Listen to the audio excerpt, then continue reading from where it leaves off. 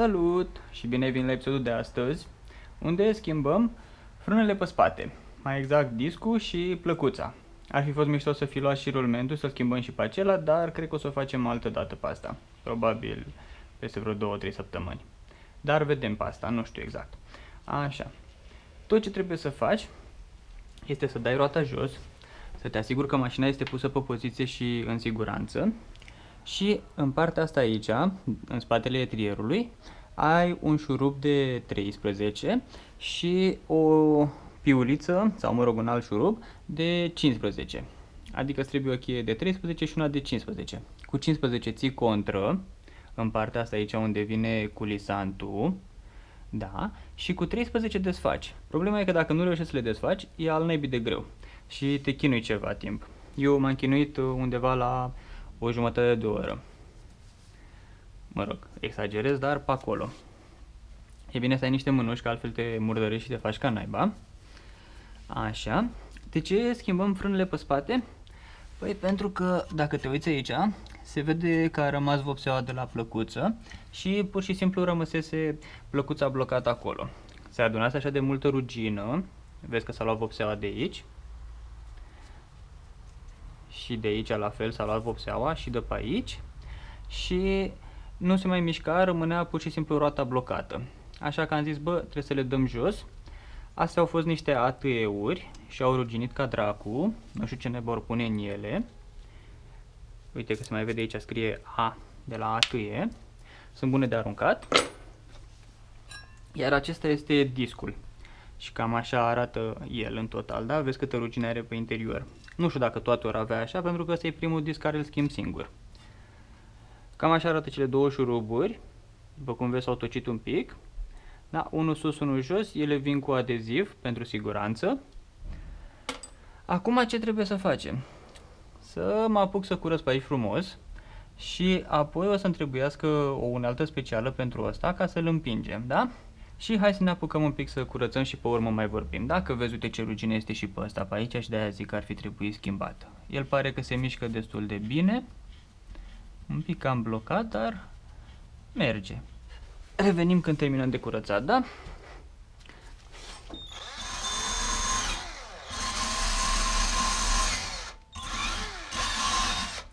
Și am revenit. Am reușit să curățăm ce e mai important. Adică locul ăsta aici unde stă plăcuța și pe etrier pe aici un pic. Am mai curățat și etrierul puțin. Am curățat și rulmentul ăsta aici. Ar trebui schimbat probabil. Văd că se învârte ok și nu face zgomot. Așa, hai să vedem ce avem aici. Păi avem odată discul. Super. Avem exact ce avem și pe față, adică Brembo. Asta este mizeria care am adunat-o din curățarea etrierului, cât am curățat eu. Și credem că ar fi trebuit mult mai mult, dar pentru asta ar însemna să ridic mașina frumos pe elevator și să mă apuc să dau totul jos, să curăț frumos, să vopsesc, să nu știu ce, un fel de restaurare și vopsire și tot frumos, dar cine are timp și bani acum? Probabil că pe viitor, când vom cumpăra o altă mașină și o scoatem pe asta la pensie. Și vom face videoclipuri despre ea, cum se demontează și cum se restaurează și pe urmă cum se pune în muzeu. Vorbim cu ăștia de la Skoda. Hai să dăm un pic discul la o parte, că nu avem nevoie fix acum de el. Aici avem o cutie cam roz și în interiorul ei avem un kit pentru frâne Tresco 21 PC, adică bucăți, disc caliper tool set. Super, cine citește manualul? Avem o dată dreapta spate și stânga spate, uite scrie și aici frumos. Dacă ai Skoda, din ce am văzut, F-ul ăsta de aici se potrivește. Îl iei frumos, îl pui pe piston aici, unde are el șanțurile alea două și o să vezi că ți se potrivește. Apoi îți iei pentru stânga. Ce e mișto că ăsta aici e metalic. Îl bagi frumos pe găurile astea două. Îți desfaci puțin. Iei placa asta. O pui frumos. Mai iei și o cheie de 22 sau 23. Trebuie să vezi exact ce ți se potrivește aici. 22. E cam ruginită și nu se mai vede bine. Așa. Și pe urmă te pui în fund. Răsucești mai întâi de partea asta de aici.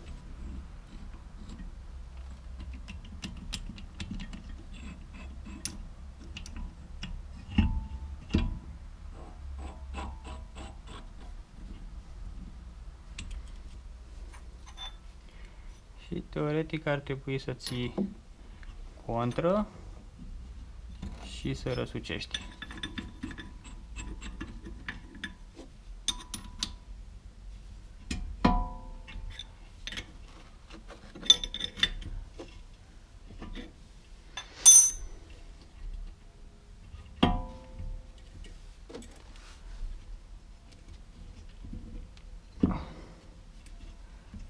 După ce ai împins pistonul în spate, te apuci și ungi frumos toată zona asta, apoi pe aici și evident și pistonul. Ce folosim astăzi? Pentru că data trecută mi-a zis cineva, bă, nu folosi vaselină normală, pentru că nu e bine, așa că am cumpărat Brembo Be Quiet, adică Brembo taci din gură. Așa, punem un pic de vaselină. Ne asigurăm că se unge bine și că nu mai apucă să facă rugină.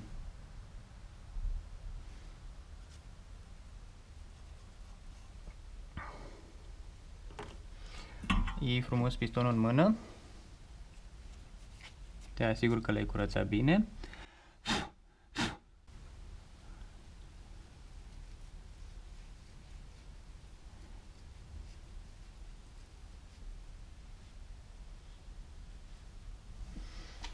Luăm discul frumos și îl introducem. Pe spate e un pic mai nașpa de introdus, pentru că trebuie mai întâi să-l bagi cumva aici, așa, și s-a potrivit. Introduci frumos șurubul, ții bine cu mâna de disc să nu ai probleme și strângi. Acestea sunt plăcuțele. În caz că ai nevoie, există 2 distanțieri, unul sus, unul jos. Pentru mașina mea, din fericire, nu este nevoie. Ar fi fost mișto dacă puteai să-i folosești, pentru că așa nu-ți mai ruginea partea asta de sus de aici, rugineau ei cel mult. Sau poate nu rugineau dacă erau dintr-un material foarte bun. Luăm din nou vaselina. Ungem un pic partea din spate.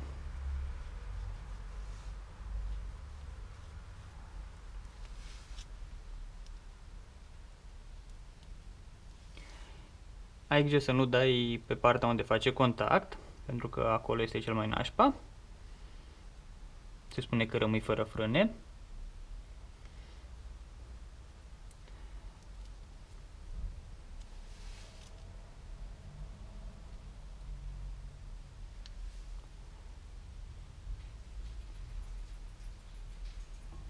Ok, am pus discul, am pus plăcuțele după ce l-am uns frumos.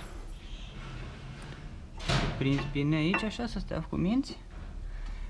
Te asigur că folosești ce trebuie pentru a împinge pistonul. Sper că acum l-am împins suficient.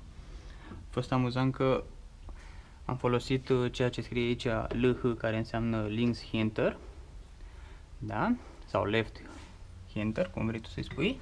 În germană e Links Hinter. Și te asigur că plăcuțele tale stau frumos aici pe poziție.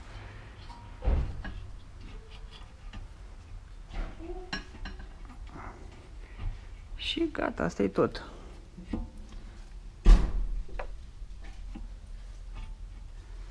Luăm frumos șuruburile cele noi, pentru că pe alea vechi le-am tocit, din păcate.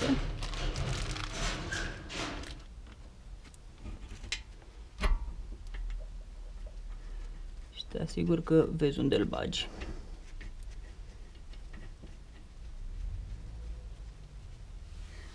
Pare că a prins.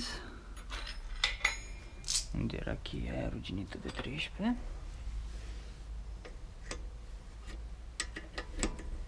Da, hai că a prins. Luăm pe aia de 15 puțin să ținem contra. Mă rog, o curățăm mai întâi. O punem contră.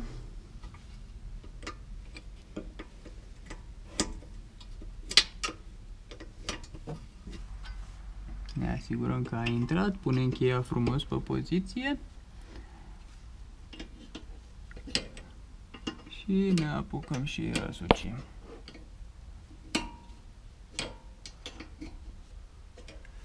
Și strângi până când e totul gata. Cam asta înseamnă să pui plăcuțele și discul. Acum că știi cum se face, poți să te apuci frumos să desfaci de aici și să-l dai pe ăsta jos, să-l curezi foarte bine și să-l și vopsești, să-l faci și tu roșu, așa, racing red, nu? Înainte de a le strânge la maxim, asigură-te că ai făcut totul cum trebuie. Inițial, când am vrut să desfac șurubul ăsta de aici, am pus frumos cheia asta așa pe poziție și am vrut să desfac. Evident că prima reacție a cheii a fost să se rupă. Alte reacții n-aș știu să aibă. Acum că am terminat, facem un pic de curățenie.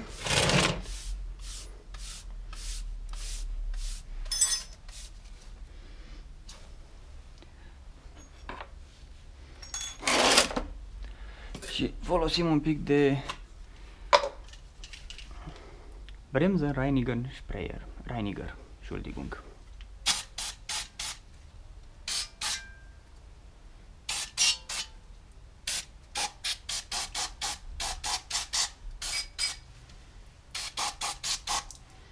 Bun, hai să recapitulăm ce trebuie să faci pentru a schimba plăcuțele de frână pe spate sau discurile. În primul rând, trebuie să ridici mașina pe cric și să dai roata jos, evident. Apoi, ai în partea asta aici două șuruburi, unul sus, unul jos. Da, și îți trebuie o cheie de 13 pentru ăsta și o cheie de 15 pentru ăsta pentru a ține contră. După ce le desfaci pe astea două, dai frumos etrierul în spate sau afară, cum vrei să spui, scoți plăcuțele. Dacă vrei să schimbi și discul, scoți șurubul ăsta de aici, după aia scoți frumos discul, pui alt disc, pui plăcuțe noi și verifici că ai curățat totul bine și că nu ai rugină. Dai cu un pic de vaselină pentru frâne și cam asta e tot. Strângi șuruburile și ai plecat acasă.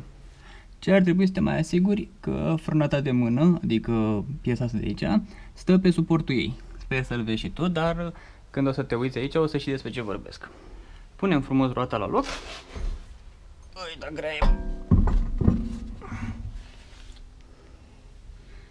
Strângem un pic. Luăm pe următorul și îl punem pe diagonală. Ridicăm mașina puțin pe cric pentru a fi sigur că putem să scoatem capra.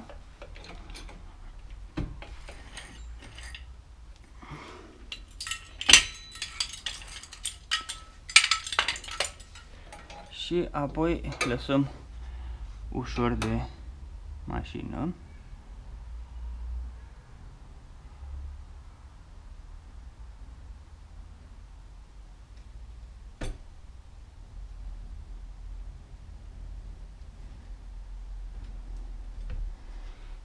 Momentan atât.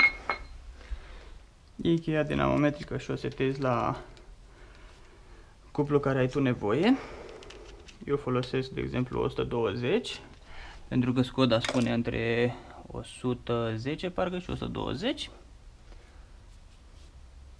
Luăm cheia de 19 prima dată.